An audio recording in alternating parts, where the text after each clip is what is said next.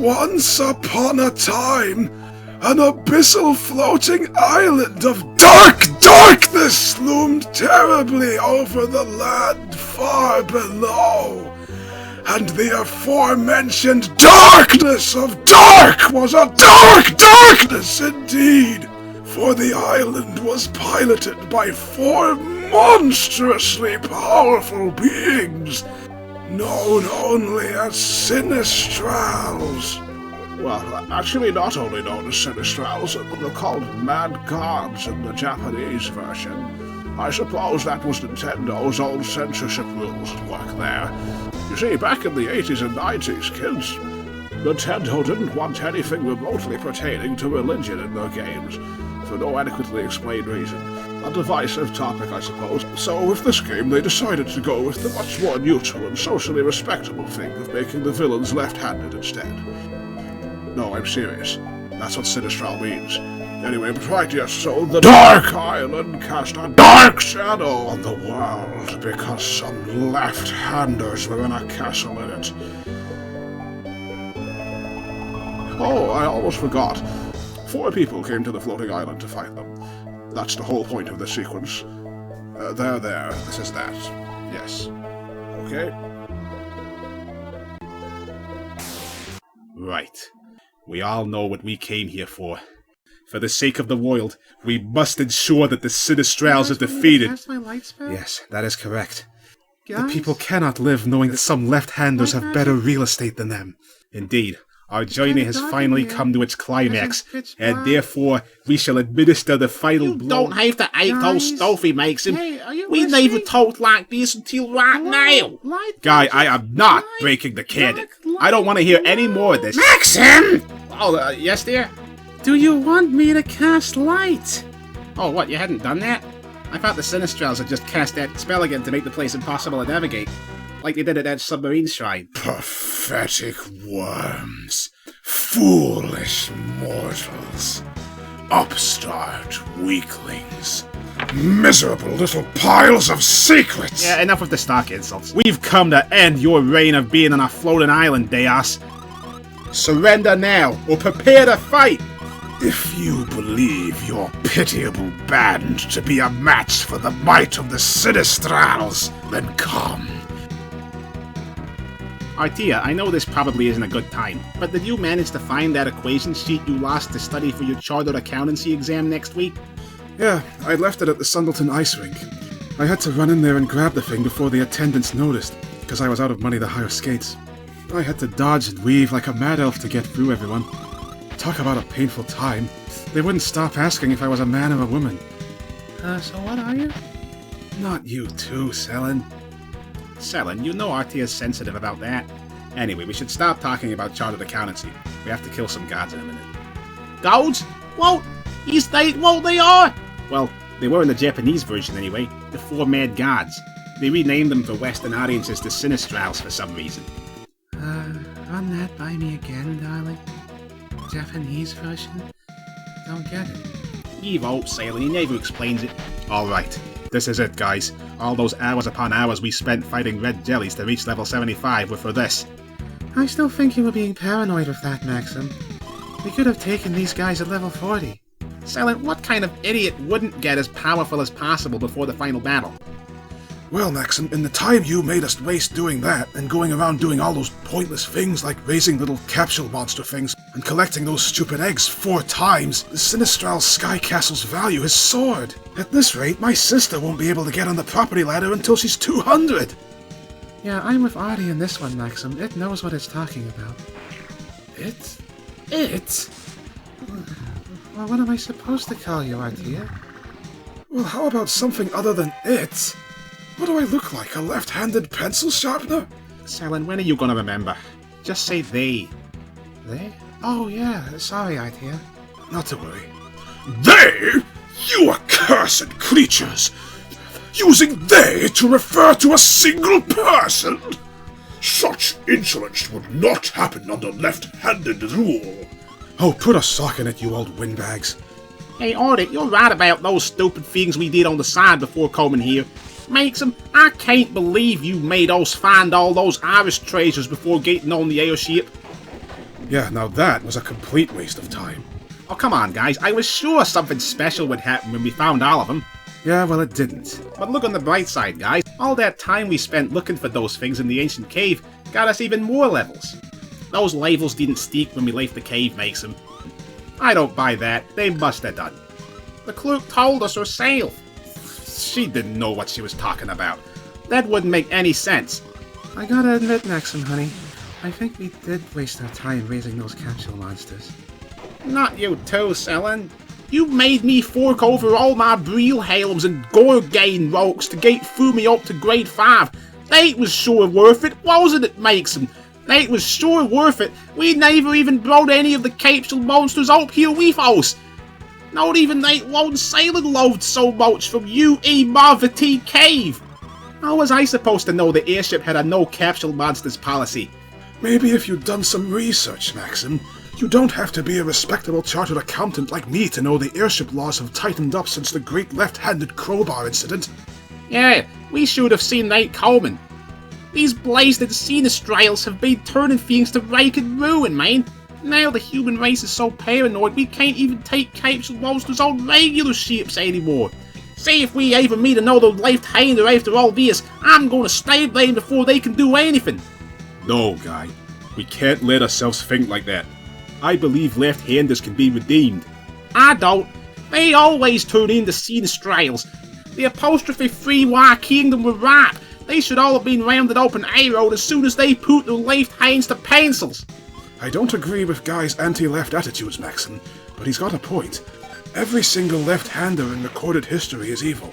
Well, I believe someday left and right-handers can learn to live together in peace. This crummy castle's so fancy it spiked the property market overnight. And 'cause it's in the sky, it counts as being in every neighborhood at once. No wonder my sister can't get on the property ladder. First-time buyers have never had it so bad. We got nothing to fear. The energies resonating in Dualblade have the power to conquer even left-handedness. Yeah, I'm just peeved I wasn't able to use the thing, Maxim. I mean, I still don't get it. What gives? What's your secret, man? Sorry, guy, you know I can't tell you. The spirit of Dualblade swore me to secrecy. Maybe I didn't find enough raid jailers. Oh, right! That's it, isn't it? Look at those stars! I'm lower level than you! I should have kept going, man! I should have kept going! No, that's not the reason, guy. But don't worry about that now. We got Dualblade to conquer the Sinistrals, and that's what we are gonna do. Yeah! Go late, right? Yes, for the world. For balanced property values. Now you guys are talking. Mind you though, Maxim, Dualblade is technically 2 swords, as evidenced by your battle sprite there, so technically it should be called Dual Blades. No, guy, it's Dualblade. Yeah, I know it's Dual Blade, I'm saying it should be Dual Blades! Dual Blades! Dual Blades! Alright, whatever. Yeah, I wish we'd let it go, guy. Dual Blades! Dual Blades! Dual Blades! Not this again, guy. Dual Blades! Yeah, I'm Guy, man. And no cloud striping anyway. Speaking of which, what kind of title screen is that? A rainbow? Really? It seems a tad bit over colourful, man. Is this a toddler's nursery rhyme video on YouTube or something? Where every single object in existence has eyes and a mouth and never stops smiling. What is with those babies' videos on YouTube, man? Watch some of them. Every single thing has to be smiling at all times. What? I mean, what is this? This has to be deliberate, man. Is there some sort of preschool psychological philosophy these days that says that little kids must not be allowed to see anything not smiling at any point? Are they afraid that if the kids saw an object that didn't have a smile on its face, it would send them into an existential crisis, man? I'm somewhat inclined to suspect that that wouldn't happen. It's probably just some stupid intellectual fad, and they'll move on to another one in 20 years. Maybe then every object in these songs will be constantly frowning, because they think it'll build the kid's character or something stupid like that. They just can't make their minds up. They'll switch from one thing to the exact opposite within the same year. Yeah, that's what this title screen reminds me of. Maybe Rareware made all these videos. Here's a hint, kids. If you want to make a fortune on YouTube, Just put up some likeable animations that look like they were made in 2 seconds and make a ridiculously basic tune and say it's for toddlers. You'll get millions of views in weeks. Those things are the most popular videos of all. Like the balloon song, which I believe Cloud Strife himself sang a variation on at some point. I don't know what his obsession is with that stupid song. When I made out with him at the annual Gate Between Dimensions party, I asked him about that, but he had nothing to say. But I couldn't get him to pay attention because he wouldn't stop ranting about some peninsula or whatever. I don't even understand that, man. Lufia, man, they really could have tried and thought of a better name than that. She sounds like I'm gonna rob her in my bake with bubble bath and soap. Seriously, it sounds like a bath sponge. This is it, the final fight. We're going to save the land tonight. Selan, you to cash line and at the house. This is it, the final fight. We're going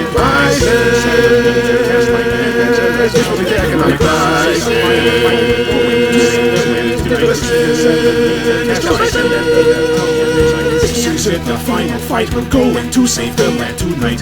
Selan, you to cash line and at the house. Maxim, you are you're so precious, and your heels like a big man. This is all the competition. This is it, the final fight is going to save the land tonight. This is it, the final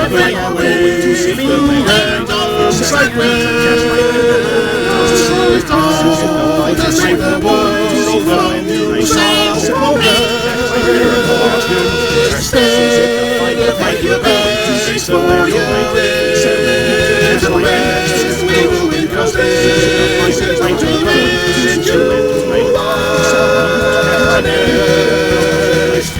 the final fight, we're going to save the land tonight.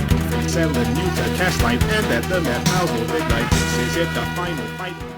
Walk forward, heroes, one by one. Alright, wise guy, let's boogie! I'll do a dance. And I'll sing a song! Whee! No, Artie, get off the skateboard! What? Oh no!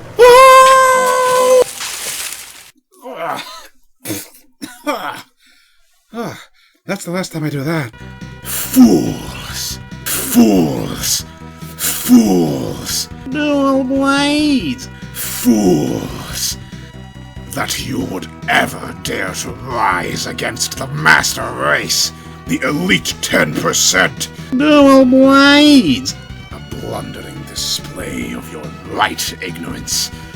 It is the leftful place of right-handers to be dominated by we Sinistrals. The world thought we'd finally seen an end to the left menace when the last of your kind put down his left-handed staff and lost his left-handed destroy the world spellbook to the right hand of Right McJeffrey. And the world fought in error. In great, great error, my dexterous buffoons. The left have returned to claim what is rightfully ours. The property value of this sky castle is rising with each passing minute. And I have seen with my own eyes the horror of your people as they compare their house market index with the global value index. Our terms are simple. Submit to our rule, or continue to have worse houses than us. And while you're at it, make left-handed staplers. Never! We came here to finish what Right McJeffrey started 3 centuries ago, and stop your reign of terror! Foolish. We can never be defeated, least of all by pitiful right-handers like you. We are the Master Hand! Come and fall! Alright, 4 against 4. A fair fight. Actually, I'm going to fight you one-on-one. You won't? Won't? Yes. Why? Do not question left-handers! What did you say? Do not question left-handers? Don't you mean do not question left-handers? Silence! My nut burns!